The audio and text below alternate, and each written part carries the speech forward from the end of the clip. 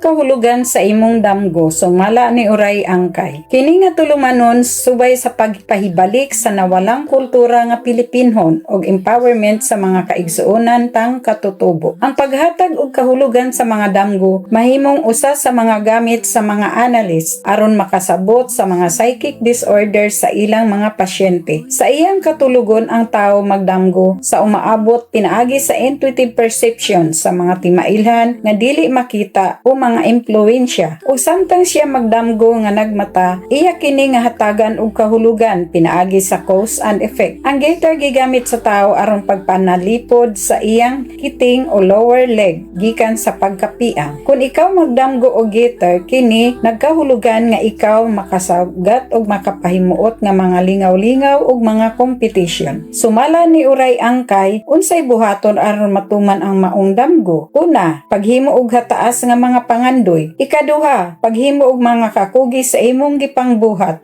Ikatulo, ayaw pangaway sa imong isig katawo. Ugma nga damgo nga atong paghisgutan mao ang hago tan-awon nga naong. Pwede ka magpadala sa imong damgo sa cellphone number 0991 422 8673.